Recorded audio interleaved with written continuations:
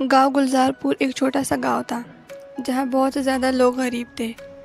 اسی گاؤں میں ایک کسان یوسف نامک اپنی بیوی اور 2 بچوں کے ساتھ ایک چھوٹے سے گھر میں رہتا تھا۔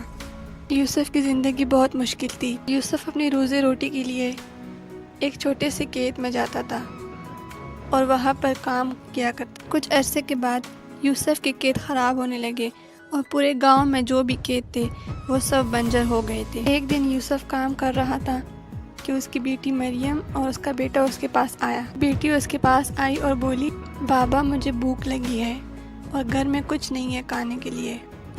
یوسف نے اپنی بیٹی کو تسلی دی اور کہا، بیٹی ہمیں اللہ پر بھروسہ رکھنا چاہیے، وہ ہمیں ایک دن ضرور راستہ دکھائے گا۔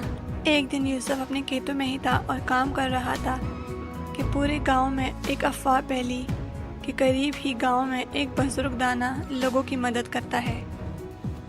جیسے ہی یوسف نے یہ سنا تو وہ گھر کی طرف چل دیا۔ تو وہ جیسے ہی اپنے گھر پہنچا تو اپنی بیوی کو سارا ماجرا سنایا اور اس سے کہا کہ میں اگلی صبح گاؤں کو روانہ ہوں گا۔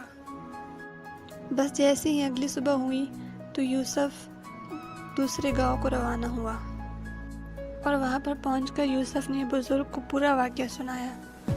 تو بزرگ نے اسے کہا کہ تم اپنے گاؤں چلے جاؤ اور لوگوں کی مدد کیا کرو، ایک دن تمہیں تمہاری خوشحالی ضرور ملے گی۔ یوسف یہ سن کر گاؤں واپس آ گیا اور اس نے گاؤں والوں کو اکٹھا کیا اور اس سے کہا کہ ہم ساتھ میں مل کر کام کیا کریں گے۔ اسی طرح پورے گاؤں والے یوسف کی بات پر متفق ہو گئے اور وہ سب اکٹھے کام کرنے لگے۔ وہ لوگ محنت سے کام کرنے لگے کہ کچھ عرصے کے بعد فصلوں میں سبزیاں اگنے لگی اور ان کی محنت رنگ لے آئی۔ اب سارے گاؤں والے خوشی سے رہنے لگے۔ یوسف بھی اپنی بیوی اور بچوں کے ساتھ خوشی سے رہنے لگا اور اللہ کا شکر ادا کیا۔ اس کہانی سے ہمیں یہ سبق ملتا ہے کہ ہماری زندگی میں جتنے بھی مشکل وقت آئے ہمیں لوگوں کی مدد کرنی چاہیے اور اللہ کا شکر ادا کرنا چاہیے۔